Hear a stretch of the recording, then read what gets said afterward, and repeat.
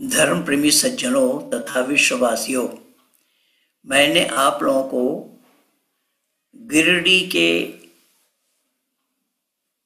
धार्मिक एकता पर 2 वीडियो आप लोगों तक पहुंचाया हूं और आज मैं तीसरा वीडियो आप लोगों के बीच में पहुंचाने का प्रयास कर रहा हूं और आप लोगों ने देखा और सुना कि ये IRPC वाले जो शादाब हैं, उसके प्रेसिडेंट हैं वो IRPC का, उनके द्वारा ये कार्यक्रम किया और कराया गया है।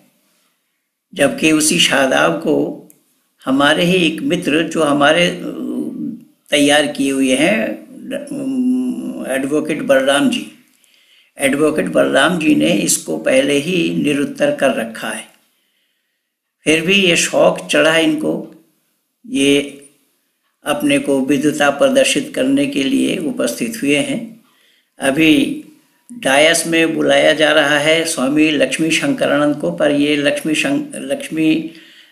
शंकराचार्य बोल रहे हैं, जबकि उनको मालूम ही नहीं है। और मैं 2014 में 24 जुलाई 2014 में इनको निरुत्तर कर रखा हूँ, इनके ऊपर वीडियो में बना रखा हूँ, बना करके दिया हूँ आप लोगों को, और आज भी प्रस्तुत कर रहा हूँ। लेकिन मैं भूमिका में आप लोगों को ये बताना चाहता हूँ कि ये जो माननीय महोदय जो मंच का संचालन कर रहे हैं और वो कह रहे हैं कि इन्होंने सच्चाई को जाना, सच्चाई को अपनाया, इस्लाम के ख़िलाफ़ किताब लिखने के बावजूद भी इन्होंने इस्लाम को समझा और फिर समझने के बाद अल्लाह ने इनको हिदायत दी और इस्लाम को समझने के बाद ये सच्चाई को इन्होंने स्वीकार किया है।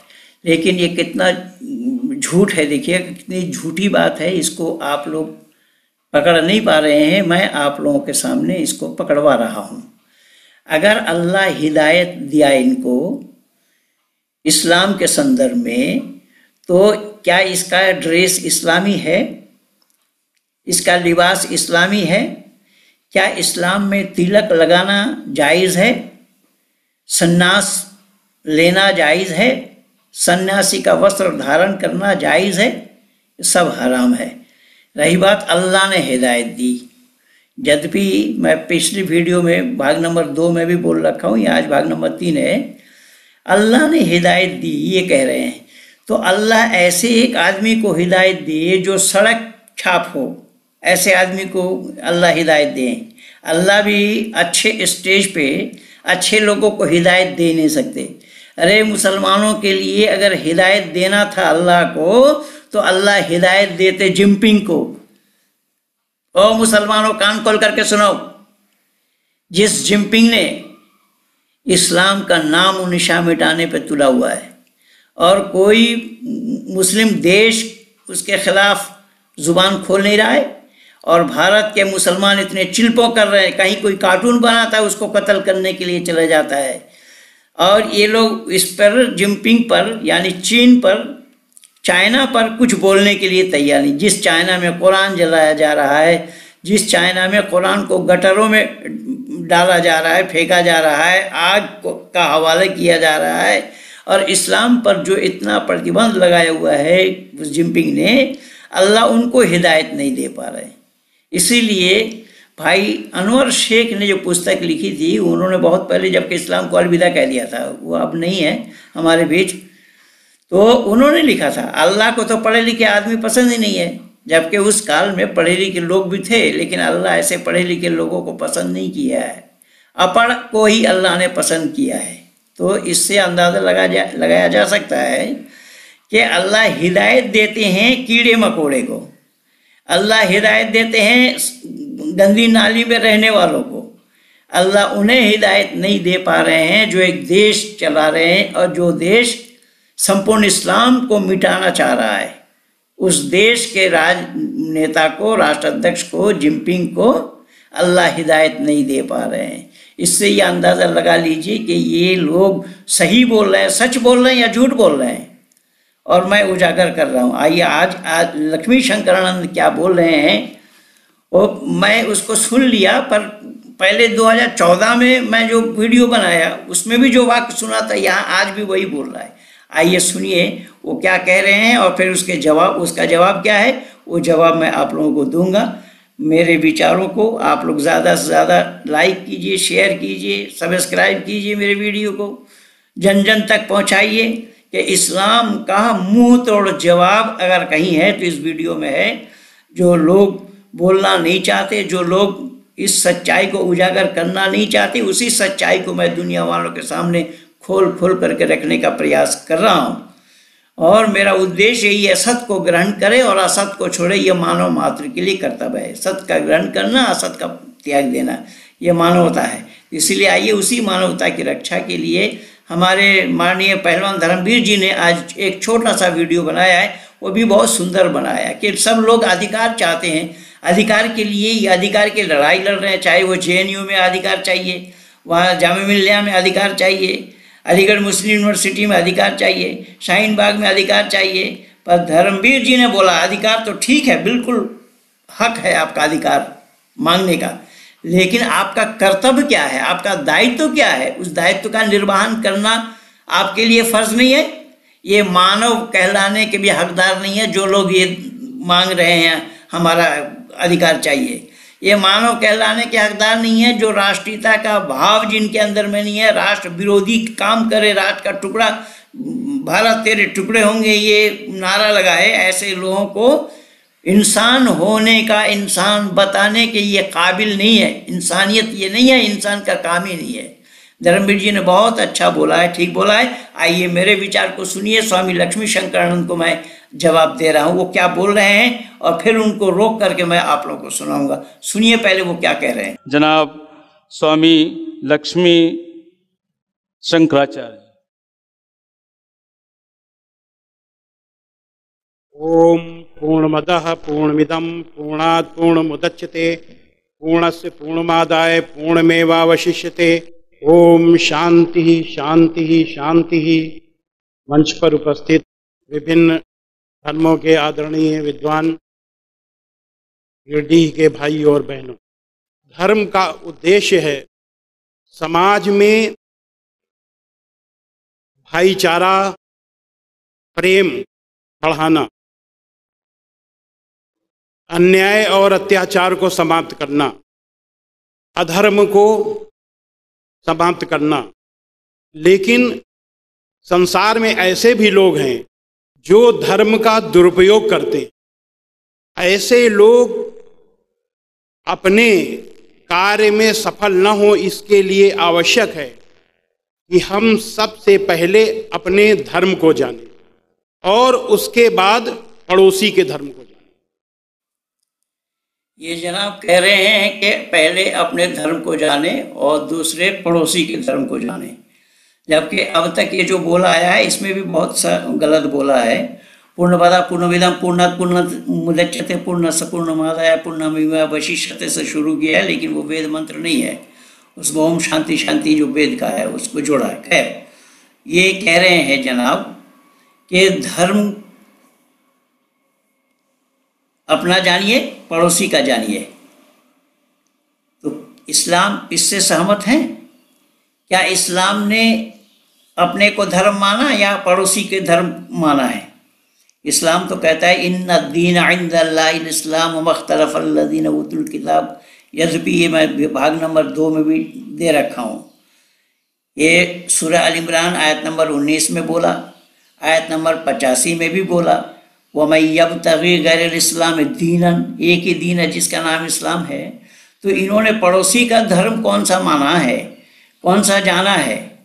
धर्म का काम ही है मानव को मानव से जोड़ना, और मत पंथ का काम है, मत मजहब का काम है मनुष्य से मनुष्य को जुदा करना। तो ये धर्म किनको मान रहे हैं, किनको धर्म बता करके पड़ोसी का भी धर्म बता जा रहा है। पड़ोसी का धर्म कौन सा है, कौन पड़ोसी है, उनका क्या धर्म है? आज दुनिया में पड़ोसी का धर्म तो दूर, अपना ही धर्म नहीं जानते लोग। तो जब आप अपना धर्म नहीं जानेंगे, दूसरे का धर्म नहीं जानेंगे, तो धर्म के नाम पर आप बरगलाए जाएंगे। मैं तो निवेदन करूंगा कि दूसरे का धर्म क्या है उसको भी बताना चाहिए, अपना धर्म क्या है उसको भी बताना चाहिए। पर ये केवल बता रहे अपना धर्म नहीं जाना, अब पड़ोसी का धर्म भी नहीं जाना, दूसरे का धर्म भी नहीं जाना। अरे दूसरे का धर्म क्या है उसको भी तो बोलो, धर्म किसको कहा गया उसको भी बोलो, धर्म का परिभाषा क्या है उसको भी बोलो, बताओ। धर्म एक ही होता है, धर्म मनुष्य मात्र के लिए अलग अलग नहीं होता। एक छोटा सा उदाहरण मैं दे रहा हूं। हमारे भारतवर्ष के अंदर में जो गणित पढ़ाए जाते हैं वहाँ 5 और 5 10 ही पढ़ाया जाता है, और यही गणित विश्व के आंगन में कोई भी मुल्क है, किसी भी देश में 5 और 5 10 ही पढ़ाएंगे। किसी भी देश में, किसी भी मुल्क में 5 और 5 11 नहीं पढ़ाया जाता। तो गणित में एकता है। जिस तरीके से गणित में एकता है, ठीक उसी तरीके से धर्म में एकता है। धर्म एक ही है, जैसा गणित एक है वैसे धर्म भी एक है। लेकिन फार्मूला अनेक अलग हो सकते हैं, फार्मूला विभिन्न तरीके का हो सकता है, लेकिन 4 और 5 9 होता है। ये भारत में ही नहीं, संपूर्ण विश्व के आंगन में 9 ही होगा। 5 और 4 9 बोले जाएंगे, भले ही किसी लैंग्वेज में बोले, किसी मुल्क की भाषा में बोले, वो सबको एक बताना पड़ेगा। ठीक यही है धर्म। धर्म अनेक नहीं होता, अनेक नहीं हो सकता, क्यों? धर्म ईश्वर प्रदत्त है। ऐसा मैथमेटिक्स गलत नहीं है, सभी देशों में एक है। मैथमेटिक्स या फिजिक्स हो, सिविक्स हो, ये जितने भी विषय हैं ये भारत में जो पढ़ाए जाएंगे सभी मुल्क में यही पढ़ाए जाएंगे, कहीं पर भी कोई अलग अलग नहीं होगा। लेकिन इस्लाम में अलग है। इस्लाम में अलग क्या है वो मैं आज बता देता हूँ, इन लोगों को मालूम नहीं है। इस्लाम में किंतु गिनती बराबर नहीं है।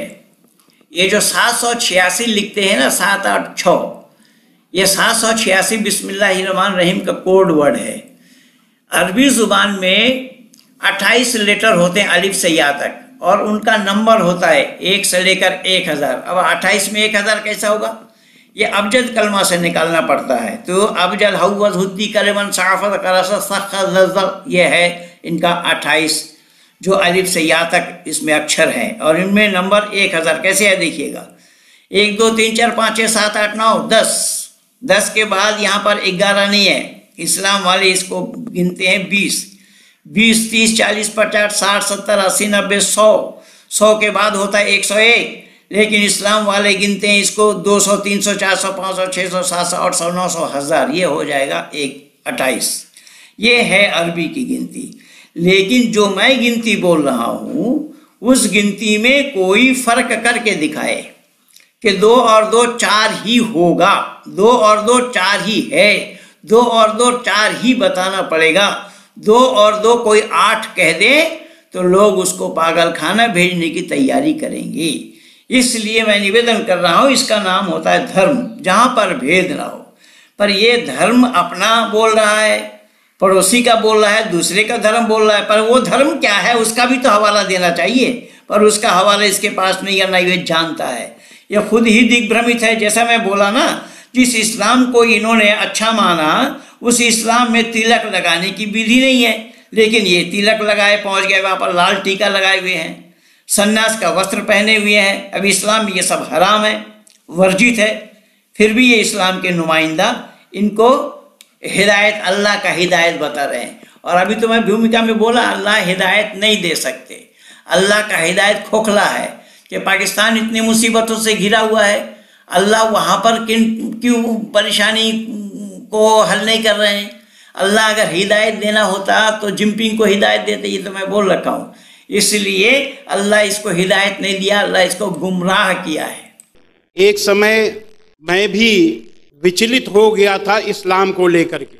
इसका कारण कोई दूसरा नहीं था, इसका कारण वो लोग हैं जिन्होंने कुरान का हिंदी अनुवाद किया लेकिन उसकी व्याख्या सही नहीं की, व्याख्या की ही नहीं।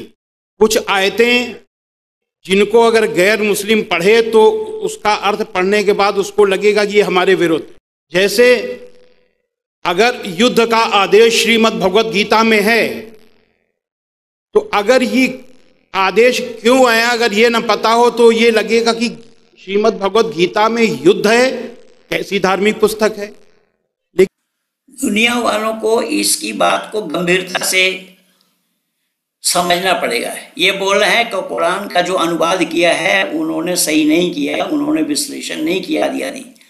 कुरान का अनुवाद करने वाले कुरान के विद्वानों ने ही किया है, तो वो विद्वान गलत किए हैं और ये कुरान का नहीं जानता, ये सही बोल रहा है। अब इससे ही अंदाजा लगा सकते हैं आप लोग कि कितना बड़ा ये जाहिल है, कितना बड़ा मूर्ख है। इसको आता कुछ भी नहीं है लेकिन ज़्यादा जानकार बनना चाहता है। परेशानी की बात है, कुरान का अनुवाद जितने भी लोगों ने किया, चाहे वो मौलाना वाहिदुद्दीन खान ने किया हो, मौलाना फारूक खान ने किया हो, और जितने भी मुफस्सिर कुरान हुए हैं, जितने भी तफसीरकार भाष्यकार हुए हैं, सब ने अपने अपने ढंग से लिखा है। और उन लोगों की इल्म, उन लोगों की विद्या, वो इस्लामिक मदरसा में इस्लामिक स्कॉलर हैं, वो इस्लामिक मदरसा में पढ़ करके, वहाँ टेबल कुर्सी की पढ़ाई नहीं है, फर्श पर बैठ करके हिलते डुलते पढ़ाई है। उस पढ़ाई को पढ़ने के बाद ही कुरान का अनुवाद किया है। और ये मूर्ख जाहिल कह रहा है कि उन्होंने ठीक नहीं किया। ठीक नहीं किया तो तू करके देना। तू जानता क्या है कुरान का, जो कुरान का अनुवाद ठीक नहीं किया बता रहे। युद्ध गीता में है, तो युद्ध गीता में क्या है? मुसलमानों को मारने के लिए है। गीता में युद्ध क्या है? गीता में अगर युद्ध है तो क्या है? परित्राणाय साधूनां विनाशाय च दुष्कृतम्, यही है गीता में युद्ध। युद्धम तो क्षत्रिय धर्मा तत्तम कथम त्याजसी। अर्जुन ने कहा एतान बंधवान विनय विजयन राज्येन च किम सुखम भविष्यति। इन बांधवों को छोड़कर, राज को छोड़कर अगर मैं युद्ध करूंगा सुख प्राप्त कर सकता हूँ? योगेश्वर कृष्ण ने कहा तुम ना अवगच्छसि इमे पापः इमे दंडनीयः बद्ध एव, ये पापी हैं, दुष्ट हैं, वध करने योग्य हैं।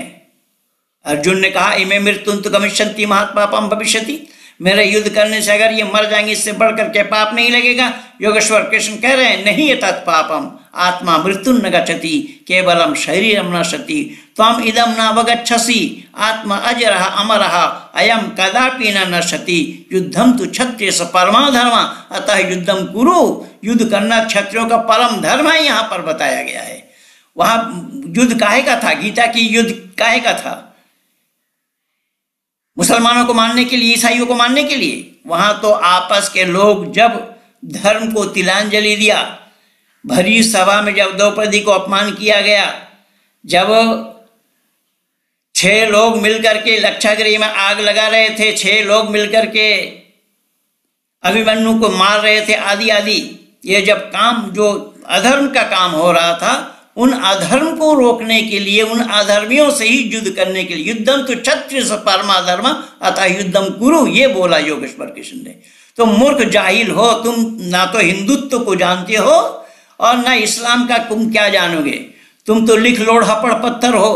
तुम जनता को संबोधित, स्टेज पे जनता को संबोधित भी सही ढंग से नहीं कर पाए।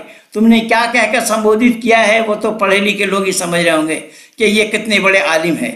इसलिए मैं निवेदन कर रहा हूँ, गीता का गा नहीं जानते हो, आओ मेरे पास, मेरे स्कूल में पढ़ो, जानू टेक करके बैठो, मैं पढ़ा दूंगा, गीता भी पढ़ा दूंगा और कुरान भी पढ़ा दूंगा। तुम जैसे जाहिल लोगों को पढ़ना नहीं आता। तुम जाहिल हो, जानते ही नहीं हो गीता है क्या। तुम गीता का नाम लेकर के गीता को बदनाम करो। गीता में युद्ध है, बिल्कुल है। गीता में काहे का युद्ध है? अधर्म के साथ युद्ध है। लेकिन अल्लाह ने जो कत्ल करने के लिए बोला, अल्लाह किनको कत्ल करने के लिए बोला? सुन ले, बुखारी शरीफ की एक हदीस मैं सुना देता हूँ तुझे तो पता है नहीं कुछ। बुखारी शरीफ में एक अध्याय है जिस अध्याय का नाम है किताबुल जिहाद। उस किताबुल जिहाद का पहला हदीस जो है, बाब नंबर 46 हदीस नंबर 51, अब्दुल्ला इब्न मसूद नाम के एक साहबी ने हज़रत मोहम्मद साहब से कहा, बताया, अब्दुल्ला इब्न मसूदिन सअलतु रसूलुल्लाह सल्लल्लाहु अलैहि वसल्लम। अब्दुल्ला इब्न मसूद ने हज़रत मोहम्मद साहब सल्लल्लाहु अलैहि वसल्लम से कहा कि अय्युल अमल अफजल, हमारे लिए अच्छा काम क्या है? तो उन्होंने कहा क़ाल अस्सलातु अला मीक़ातिहा, अच्छा काम समय पर नमाज पढ़ लेना, समय पर नमाज की अदायगी करना। उन्होंने फिर पूछा, दोबारा पूछा, कुल तो सुमायुन, कुल सुम्मायुन, तो उन्होंने दोबारा पूछा, तो दोबारा उन्होंने बताया क़ाला सुम्मा बिरुल वलदैन, माँ बाप की सेवा करना, माँ बाप की खिदमत करना। उन्होंने तीसरी बार पूछा कुल तो सुम्मायुन, इससे और अच्छा काम कोई बताइए, इससे और अच्छा काम क्या है? तो उन्होंने साफ शब्द में क्या, क़ालल जिहादु फ़ी सबीलिल्लाहि फसकत व रसूलिल्लाहि सल्लल्लाहु अलैहि वसल्लम। इस्लाम काहे का उपदेश दे रहा है? इस्लाम धर्म युद्ध के लिए दे रहा है। यहाँ तो गैर इस्लामी जितने हैं वो सब कत्ल करने योग्य हैं, और जिहाद की मानी धर्म युद्ध ही है, अर्थात किसको, इस्लाम को स्प्रेड करने के लिए जो लड़ाई गैर मुस्लिमों से लड़ी जावे उसका नाम जिहाद है। गयासुल लुगात खोल करके देख, करीमुल लुगात खोल करके देख, लुगात फिरोजी खोल करके देख, मिसबाहुल लुगात खोल करके देख, अरबी के शब्द को जितने हैं सब खोल करके देख। जब अब्दुल्ला तारिक के साथ मेरा डिबेट हुआ, मैं सारा किताब खोल खोल करके दिखाया हूँ जिहाद का क्या अर्थ है। वहाँ पर वीडियो लगा हुआ है, उसको देख। वहाँ पर जाहिल कहीं का जाहिल जाहिल जैसा ही बात करने लगा है, और ये पढ़े लिखे लोग यहाँ पर ये सब पढ़े लिखे बताते हैं, ये पढ़े लिखे लोग बैठे हैं। ये इन ऐसे पढ़ों का क्या तात्पर्य है? जो अपढ़ के बात को सिरमौर मान रहे हैं, उसको रोकने के लिए इनके पास कला नहीं, वो झूठ बोले जा रहा है और वो झूठ को सच समझ करके सुन रहे हैं। इसीलिए उसको महापापी कहा गया है, उसको महापापी कहा। अस्साकितानिल हक़ या शैतानुन अखरसा, ये हदीस में आया है कि वो शख्स जिस बात को जानकर जो मजलिस में झूठ बोल रहा है और उसको चुप रहता है, वो गूंगा शैतान है। अस्साकित अनिल हक़ अश-शैतानुल अखरसा, ये है हदीस में, वो गूंगा शैतान है, और ये सब बैठे सब गूंगे शैतान है। इसलिए मैं निवेदन कर, सुनिए और ये क्या बोल रहे हैं, और भी सुनिए क्या कहना चाह रहे हैं। लेकिन वो युद्ध किसके लिए है? अन्यायियों के लिए है, अत्याचारियों के लिए है। और कब हुआ? जब अन्याय और अत्याचार समाप्त करने के सारे रास्ते बंद हो गए, बातचीत के सारे रास्ते बंद हो गए, कोई रास्ता नहीं बचा सिवा युद्ध के। तो जब अन्याय और अत्याचार के विरुद्ध सारे रास्ते बंद हो जाएं, कोई रास्ता ना बचे, एक ही रास्ता बचे कि युद्ध, तो वो युद्ध धर्मयुद्ध होता है। लेकिन धर्मयुद्ध सदैव मर्यादित होता है। तो जो हमने आयतें देखी, उन आयतों में मुझे लगा कि ये हमारे विरुद्ध है। अभी मैंने बताया कि चाहे हिंदू हो चाहे मुसलमान, दूसरे का धर्म तो दूर रहा, अपना धर्म भी नहीं जानते, तो खुद धर्म विरुद्ध कार्य करते रहते हैं। समाज के हर वर्ग के, हर धर्म के लोग जो धर्म को नहीं जानते धर्म विरुद्ध कार्य करते हैं। जब धर्म को जानेंगे नहीं, धर्म विरुद्ध करेंगे। तो अरे धर्म को तुम कहाँ जानते हो? तुम भी तो बताते थे धर्म क्या है। धृति क्षमा दमो अस्त्यम शोच मिंद्रिय निग्रह धीर विद्या सत्यम क्रोध दशकम धर्म लक्षणम। तुम अगर धर्म को जानते तो तभी धर्म को बोलते। वो नहीं जानते, तुम तो जानकारी देने के लिए आए हो, तो तुम्हें जानकारी देना चाहिए ना कि धर्म क्या है। केवल इतना ही नहीं, यह तो अभ्युदय निश्चय सिद्धि सधर्म, कि जिसके धारण करने पर अभ्युदय होता है, प्रकट होता है, प्रशस्त होता है, दिखाई पड़ता है कल्याण का रास्ता, उसको धर्म कहा जाता है। श्रुति स्मृति सदाचार सच परिमणात्मन ऐति चतुर्विधम प्राहु साक्षात धर्म सलक्षणम। ये धर्म के 4 लक्षण बतलाए गए हैं, इनको धर्म कहा जाता है। तुम तो धर्म जानते कहाँ हो? धर्म को अगर तुम खुद जानते होते तो तुम बताते ना धर्म कौन क्या है। तो तुम कहाँ बता पा रहे? तुम दूसरे को कोसने में लगे हो, दूसरा धर्म नहीं जानता। अरे तुम जानता तो धर्म साथ साथ तुम्हें धर्म की जानकारी देनी चाहिए थी ना। तुम जानते खुद नहीं हो, तुम दूसरे को बतला रहे हो वो नहीं जानता, वो नहीं जानता तो तुम जानते, तुम्हारी क्या जानकारी है? तुम तो बताओ। वो उदाहरण भी मिला, कुछ इतिहास हमने पढ़ा कक्षा 6 से लेकर 8 तक, मोहम्मद बिन कासिम से लेकर औरंगजेब के बाद तक का, जो इतिहास इस तरीके से नहीं लिखा जाना चाहिए, क्योंकि ये वैमनस्य पैदा करता है, घृणा पैदा करता है। अब ये इतिहास लिखा किसने? समय है इसलिए हम इसको बता दें। ये इतिहास डिवाइड एंड रूल की पॉलिसी के लिए अंग्रेजों ने लिखा। तो वो इतिहास हमने पढ़ा जो यहां अंग्रेजों के बाद यहां के हुक्मरानों ने जारी रखा। तो एक तरफ कुरान मजीद की व्याख्या नहीं, दूसरी तरफ कुछ नासमझ मुस्लिम भाइयों की हरकतें, और तीसरी चीज इतिहास। तो हमको लगा कि ये कुल मिलाकर के बहुत बड़ा खतरा है। हमने किताब लिखी इस्लामिक आतंकवाद का इतिहास, the history of Islamic terrorism. लेकिन बाद में मुझको ये लगा, जब मैं आध्यात्म की ओर मुड़ा, गहराई से मुड़ा, तो धर्म की परिभाषा होती है जो धारण करने योग्य हो वह धर्म है, यानी जो अमल में लाने योग्य हो, आचरण में लाने योग्य हो वह धर्म है। धर्म की सफलता तभी जब वो अमल में लाया जाए, आचरण में लाया जाए, इसीलिए धर्म होता है। धर्म केवल सुनने के लिए नहीं होता कि कुरान मजीद को सुनो, हदीस को सुनो, श्रीमद् भगवद गीता को सुनो, गुरु ग्रंथ साहब को सुनो, उसको अमल में भी लाओ। तो चूंकि धर्म अमल में लाने के लिए होता है, और हमने किताब क्या लिखी, इस्लामिक आतंकवाद का इतिहास, यानी आतंकवाद को हमने इस्लाम से जोड़ा। तो अगर इस्लाम में आतंकवाद है तो उसको अमल में लाना चाहिए, यानी हर मुसलमान को अमल में लाना चाहिए। तो अगर हर मुसलमान उस आतंकवाद को अमल में लाएगा तो यहां 25 करोड़ आतंकवादी पैदा हो जाएंगे। तो मुझको लगा कहीं ना कहीं मुझसे गलती हुई है, हमको फिर से देखना चाहिए। और एक कहावत है, कहावत क्या है, श्री रामचरितमानस में है, जाकी रही भावना जैसी प्रभु मूरत देखी तिन तैसी। पिछले 2014 के 24 जुलाई में जो मैं वीडियो बना के दिया था इसके जवाब में, इसमें भी यही कहा था, आज भी यही कह रहा है कि जाके रही भावना जैसी प्रभु मूरत तिन देखी तैसी। ये कोरा झूठ है। ये कोरा झूठ इसलिए है, और इस्लाम वाले इसको कान खोल करके सुन रहे हैं, आंख बंद करके सुन रहे हैं। इस्लाम वाले ही ये एक नंबर के जाहिल है, मूर्ख है। यहाँ जाके रही भावना जैसी प्रभु मूरत तिन देखी तैसी। प्रभु मूरत वाला होता है, इस्लाम मानता है प्रभु मूरत वाला। और जाके रही, अगर किसी के भावना से प्रभु अपने मूरत को बदल दे तो वो खिलौना होगा, मूर्ख जाहिल कहीं का, ईश्वर थोड़ा ही होगा वो। अब उसी बाबा तुलसी तो खुद कह रहे हैं, बिन पग चले सुने बिनु काना। वो बिना पैर का चलने वाला, बिना कान का सुनने वाला, बिना आँख का देखने वाला, बिना मुंह का बोलने वाला, ये तो बाबा तुलसी खुद कह रहे हैं। तो यही कारण बना कि इसने जो मूर्खता की है, वहाँ इतनी बात जो बोले इतिहास में गलत पढ़ाया गया, इतिहास में गलत पढ़ाया गया। यहाँ भारत में जो कुछ भी हुआ है इस्लामिक षड्यंत्र, क्या वो सब झूठ है? इतिहास पे इतना सारे झूठे हैं। वो डिवाइड एंड रूल अंग्रेज़ों वाला इतिहास नहीं है।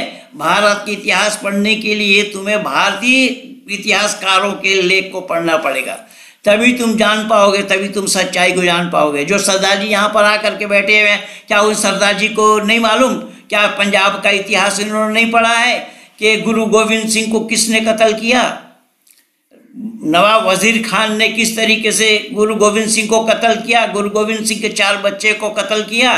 भाई सतीदास मोतीदास को किस तरीके से दिल्ली में काटा गया, आरी से चिरवाया गया। शीशगंज नाम पड़ा उसका, दिल्ली के गुरुद्वारा का शीशगंज नाम क्यों पड़ा? वहाँ शीश दे करके ही उस गुरुद्वारा की रक्षा की गई।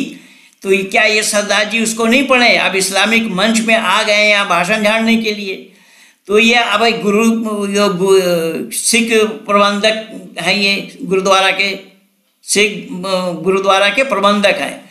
इन प्रबंधक को इतना भी अकल नहीं है, इतनी भी जानकारी नहीं है कि जिस सत्य सनातन वैदिक धर्म की रक्षा के लिए हमारे पूर्वजों ने बलिदान दिया है अंग्रेज़ों के हाथ। नवाब वजीर खान कोई हिंदू था क्या? नवाब वजीर खान ने मारा किस तरीके से? वो तो बंदा बैरागी उस समय थे, बंदा बैरागी ने कुछ थोड़ा बहुत बदला लिया है। बंदा बैरागी ने भी उसी नवाब वजीर खान को सामने रख करके वजीर खान के बेटे को लोहे के कढ़ाई में तेल गरम करके उसमें डाला था। इतिहास तू पढ़ पहले, इतिहास तू क्या जानता है? मूर्ख जाहिल आदमी तू। तो इतिहास का क्या जानेगा?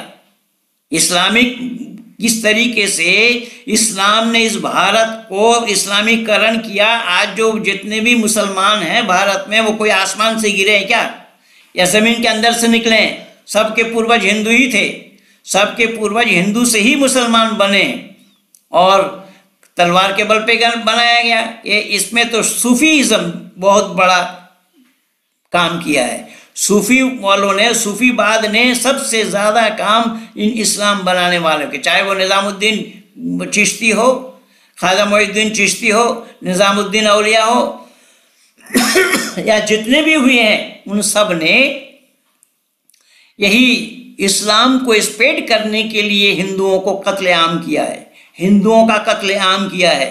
अरे उन सब पुरानी बातों को अगर छोड़ भी दें तो पिछले दिन कश्मीर से कश्मीरियों को कौन भगाया? पंडितों को कौन भगाया? पंडित घराने के महिलाओं के साथ अत्याचार कौन किया? अच्छा, वो भी छोड़ दिया। अगर आज पाकिस्तान में हिंदुओं के साथ क्या हो रहा है, उस गुरुद्वारा में, अभी तो गुरुद्वारा को तोड़ा गया पाकिस्तान में, या ननकाना साहब में ये जा क्यों नहीं पाते? ननकाना साहब में कितनी प्रतिबंध क्या है कि सरदार जी को नहीं मालूम क्या है?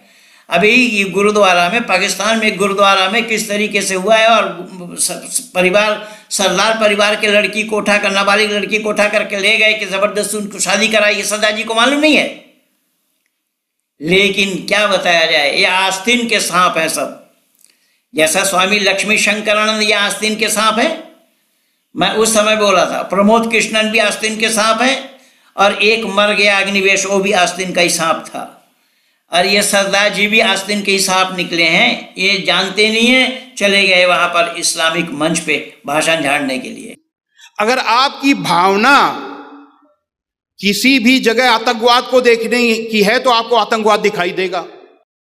तो मुझे लगा कहीं ऐसा तो नहीं कि मैंने नेगेटिव सोच ले लिया हो इस्लाम के लिए और मुझे कुरान मजीद में नकारात्मक चीजें, आतंकवाद दिखाई दिया हो। तो मैंने फिर से कुरान मजीद को पढ़ा, और सबसे बड़ी चीज ये कि उसको पढ़ने के पहले, अब ये जैसा कि अभी आपने बताया कि ईश्वर ने मुझको हिदायत दी, तो ईश्वर की ही प्रेरणा थी कि सबसे पहले आतंकवाद की दृष्टि से देखना पड़ेगा।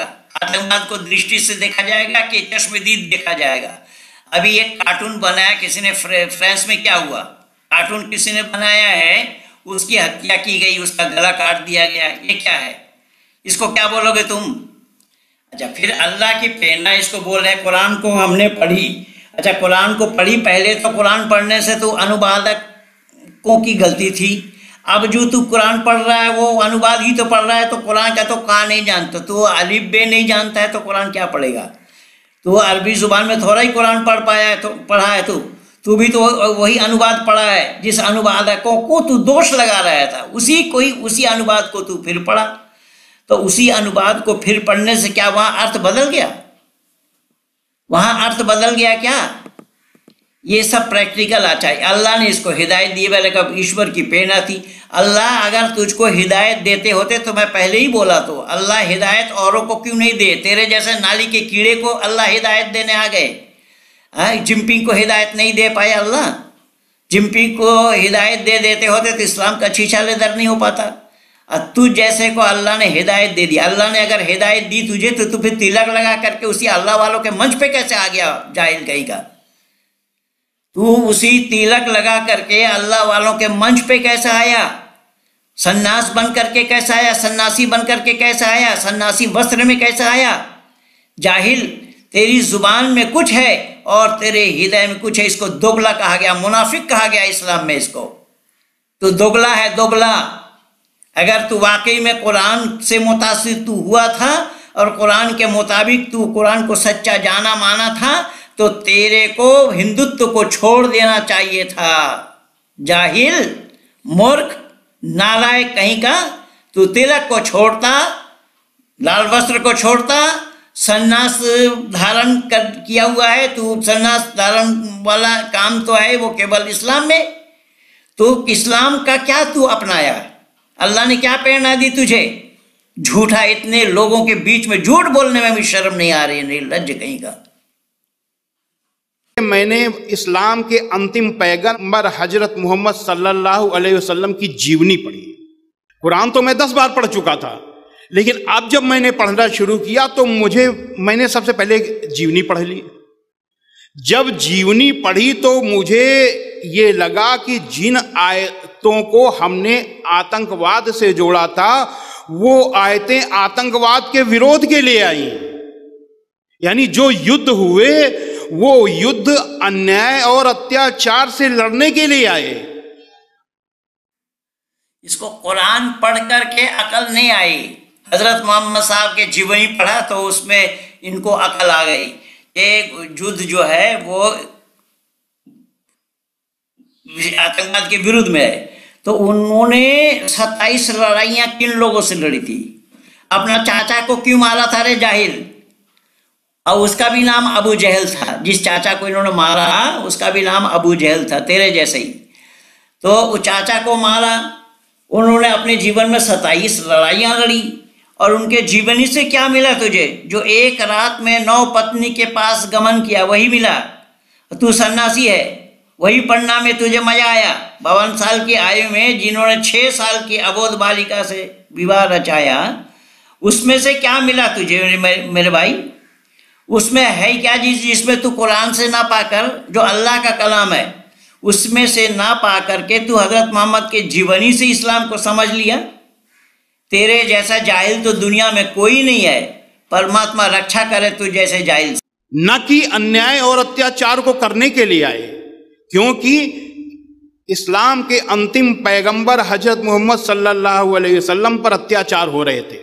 जब आप मक्का में दुनिया का सबसे बड़ा सत्य, यूनिवर्सल ट्रुथ, ला इलाहा इल्लल्लाह, परमेश्वर के सिवा कोई पूज्य नहीं है, ये बता रहे थे, तो मक्का के आपके ही कबीले के लोग, कुरैश कबीले के लोग सबसे बड़े विरोधी हो गए। तुझे सच्चाई का कुछ भी अता पता नहीं है। इस्लाम स्प्रेड कैसा हुआ, इस्लाम फैला कैसे, इस्लाम का विस्तार कैसा हुआ? ये मोहम्मद साहब पर अन्याय कर रहे थे, मोहम्मद साहब पर अत्याचार कर रहे थे, या मोहम्मद साहब जब लोगों के सामने में ला इलाहा इल्लल्लाह तक कहते तो बात थी। उन्होंने मोहम्मदुर रसूलुल्लाह, कलमा भी पूरा नहीं है, तू भी जानता नहीं है, आधा कलमा बोल रहा है। आधा कलमा पढ़ने से कोई मुसलमान नहीं हो जाएगा मूर्ख कहीं का। कलमा पूरा पढ़ना पड़ेगा, ला इलाहा इल्लल्लाह मुहम्मदुर रसूलुल्लाह, ये पढ़ना पड़ेगा। तो ये अल्लाह का हुक्म, ये कुरान कलामुल्लाह के नाम से जो वो बता रहे थे, उसी कुरान में एक किस्सा है बल्लम बाऊर, जबकि वो एक मुशरिक था, शिर्क करने वाला था। उस कुरान में ही एक किस्सा है कि उसकी दुआ अल्लाह कबूल करते थे, लेकिन वही अल्लाह खुद कह रहे हैं कुरान में कि मुशरिकों को दुआ अल्लाह कबूल करते नहीं है। जब मुशरिकों का दुआ अल्लाह कबूल नहीं करते तो वो भी मुशरिक था बलआम बिन बाऊर, उसकी दुआ कबूल कर ली। तो उसकी दुआ कबूल कर ली अल्लाह। तो उसकी पत्नी ने एक दिन बोला कि आप अल्लाह से दुआ करते हैं और अल्लाह आपकी दुआ कबूल कर लेते, तो हम मेरे लिए दुआ क्यों नहीं करते? तो बोला क्या दुआ करना चाहिए? तो वो बोली कि मेरे लिए दुआ करिए कि मैं सबसे खूबसूरत औरत बन जाऊं, बनी इस्राइल कौम में कोई और इतनी खूबसूरत औरत ना हो, मैं इतना अब खूबसूरत बनूं। तो उन्होंने दुआ मांगी, दुआ अल्लाह ने कबूल कर ली और खूबसूरत बन गई। जब खूबसूरत बन गई तो सब चारों तरफ से लोग उन पर नज़र दौड़ाने लगे। तो बलआम बिन बाऊर ने सोचा कि शायद कहीं रास्ता भटक ना जाए, तो उनको गुस्सा आया। फिर तैश में आकर के उन्होंने कहा कि अल्लाह इसको कुतिया बना दे। अल्लाह ने दुआ कबूल कर ली, कुतिया बन गई वो। जब कुतिया बन गई और उनके बच्चे बोलने लगे बाप से कि क्या करा आपने, मेरी माँ को कुतिया बना दिया, सब लोग हमें चिढ़ा रहे हैं, कुतिया के बच्चे, कुतिया के बच्चे। तो फिर बलआम बिन बाऊर अल्लाह से दुआ मांगा कि अल्लाह ये जैसी थी वैसे ही कर दे, लेकिन अल्लाह ने इसकी दुआ कबूल नहीं करी। अरे वो लक्ष्मी शंकरानंद जानता है ये कुरान में किस्सा है, कुरान में इस तरीके का किस्सा है, जानता है ये किस्सा कुरान का है। इसलिए मैं छोटा सा ही कर रहा हूँ, एक दो नहीं, ऐसे हजारों किस्सा यूट्यूब में मेरा लगा हुआ है। कुरान खुद कहता है नहनु नकुस्सु अलैका हसनल क़सस, बिमा वहयना इलैका हाज़ल कुरान, अगर कुरान का अनुवाद तू पढ़ा है तो मूर्ख जाहिल कहीं का यूसुफ का किस्सा नहीं पढ़ा, जो यूसुफ और जुलेखा का किस्सा नहीं पढ़ा। ये अल्लाह के पैगंबर होते हैं ऐसे ही। या यूसुफ वफ़क़्तल ख़तियत अल्लाहु इस्मक मिन दीवानिल अंबिया, ये फरिश्ता को कहना पड़े, ऐ यूसुफ अंबियाओं के खाता से तुम्हारा नाम काटा जाएगा, ये गलत काम न करो। और यह अल्लाह की मर्जी है, यही है अल्लाह। ये सारा वीडियो मेरा लगा हुआ है, जाहिल इन सब को देख कुरान क्या है, मैं उस पर बोल रखा हूँ, इसको देख, उसके बाद आ सामने। बंधु, आज 38 साल से मैं यही काम कर रहा हूँ। कुरान क्या है, कुरान किस्सा कहानी की किताब है। मैं वीडियो बना करके भी दिया हूँ, लेखनी के माध्यम से भी देता रहता हूँ आप लोगों को। आज 38 वर्षों से यही काम कर रहा हूँ। लोग परेशान हो करके सामने तो अब डिबेट के लिए कोई आना नहीं चाहते, परेशान हो करके फ़ोन कर रहे हैं, गाली दे रहे हैं, उल्टा सीधा बक रहे हैं। बस यही काम इन लोगों का बचा हुआ है, यही काम बचा रहा है इन लोगों का। तो इस जाहिल को, मूर्खानंद को, जो लक्ष्मी शंकरानंद बोल रहा है, वो शंकरानंद तू कुरान ले करके मेरे पास आ जा, मैं कुरान पढ़ा दूंगा तुझे। कुरान में इस प्रकार से एक पैगंबर की और एक बादशाह अजीज की पत्नी के रोमांस है, ये किस्सा कुरान का है। और केवल इतना ही नहीं, वहां अल्लाह ने मोहम्मद साहब के अपने मुंह बोला बेटे की पत्नी से शादी करा जाए नाम से। और अल्लाह कह रहा है मैंने आसमान में शादी कराई, मैंने शादी कराई। तू लोक लाज से डर रहा था, लोगों से डर रहा था, मैं उसको उजागर करना चाहा। सूरह अहज़ाब आयत नंबर 37 को पढ़ करके देख लक्ष्मी शंकरानंद, वहां देख अल्लाह निकाह करा रहे हैं, अल्लाह निकाह करा रहे हैं इसलिए मुंह बोले बेटे के पत्नी से कि और मुसलमानों के लिए रास्ता खुल जाए। ये है कुरान। कुरान एक दो बात थोड़ी है, कुरान तो कलामुल्लाह है ही नहीं। इसको मैं इस्लाम को चैलेंज दे रखा हूं कि कलाम को कोई कलामुल्लाह सिद्ध करे। तो तू जानता है नहीं, अनभिज्ञ लोगों के पास जा कर के बैठा है। और ये तो पहले उस समय बोला था कि मैं कुरान के अनुवाद को औरों से पढ़ना चाहा, तो औरों से पढ़ना चाहा, उसके जवाब मैं दे रखा हूँ, बोल रखा हूँ। मैं एक शराबी के पास तू जाएगा, शराब पीना उचित है अनुचित, तो वो थोड़ा ही मना कर देंगे कि शराब पीना अनुचित है। तो हम जैसे लोगों के पास आता कुरान लेकर के, तब ना हम पढ़ाते तुझे। इसलिए अभी भी समय है, मरने से पहले आ जा, अपना जीवन सुधार ले, सत को ग्रहण कर, असत को छोड़। जब तू तिलक लगाए घूम रहा है, ये महेंद्र पाल आर्य का निमंत्रण है। ये निमंत्रण मैं खुले शब्दों में स्वामी कहलाने वाले लक्ष्मी शंकरानंद को दे रहा हूँ। सच्चाई को जानना चाहता है तो ऋषि दयानंद के गोद में आ, तब जान पाएगा तू सच्चाई क्या है। जिस इस्लाम के खातिर तू बतला रहा है, स्वामी श्रद्धानंद को कत्ल किसने किया था? स्वामी श्रद्धानंद को कत्ल करने का कारण क्या था? महाशय राजपाल जी को मारने का कारण क्या था? जानता है लक्ष्मी शंकरानंद? आतंकवाद नहीं है बता रहा है तू। अभी फ्रांस में जो हुआ उसको आतंकवाद कहेगा? क्या कहेगा? अब आए दिन जो हो रहा है ये आतंकवादी नहीं है तो और क्या है ये? इसीलिए मैं निवेदन कर रहा हूँ बंधुओं, ये वीडियो अगर आप लोगों को सच्चाई प्रतीत हो, सच्चाई मालूम हो, सत्य सनातन वैदिक धर्म की रक्षा के लिए इसको आप लोग आगे बढ़ाइए, औरों तक पहुँचाइए। आप लोगों का परम कर्तव्य है, दायित्व है इस वीडियो को सब्सक्राइब करना, लाइक करना, शेयर करना और जन जन तक पहुँचाना। इन्हीं शब्दों के साथ मैं अपने वाणी को यहीं पर ही विराम दे रहा हूँ। अगला भाग मैं बनाऊंगा वो शादाब क्या बोल रहा है। सरदार जी के लिए भी मैं बोल दिया हूँ। सरदार जी ये अपने आप में ही विश्वासघात हैं। ये सरदारों ने हमारी सत्य सनातन वैदिक धर्म की रक्षा के लिए उन्होंने बलिदान दिया था और ये उनके मंच पे जा पहुँचा है। ये इतने बड़े गद्दार सरदार हैं। अब क्या क्या मैं बताऊँ। पंजाब के इतिहास पढ़िए, गुरुओं का इतिहास पढ़िए। गुरु अर्जुन देव से लेकर के 5 जो अंतिम के गुरु हुए हैं, गुरु अर्जुन देव से लेकर के गुरु गोविंद सिंह तक, हमारे गुरुओं ने इस सत्य सनातन वैदिक धर्म की रक्षा के लिए अपना बलिदान दिया है। उन्होंने जौहर दिखाया है।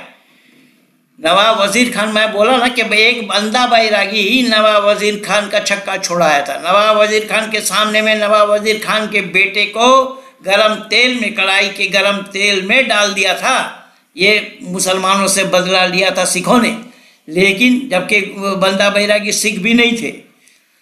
तो खैर, कुछ निवेदन कर रहा हूँ मैं कि ये अब अगला वीडियो, अगला भाग में बनाऊंगा, वो शादाब क्या बोल रहा है उसको आप लोगों के सामने उजागर करूंगा कि वो सेकंड डॉक्टर जाकिर नाइक बनना चाहता है, आता है, उसको नहीं, उसको क्या जानकारी है, उसको आप लोगों के सामने प्रस्तुत करूंगा। आज यहीं पर ही मैं अपना वाणी को विराम दे रहा हूं। इस वीडियो को शेयर करना, लाइक करना, सब्सक्राइब करना ना भूलना, आइकन बेल जरूर दबाइएगा।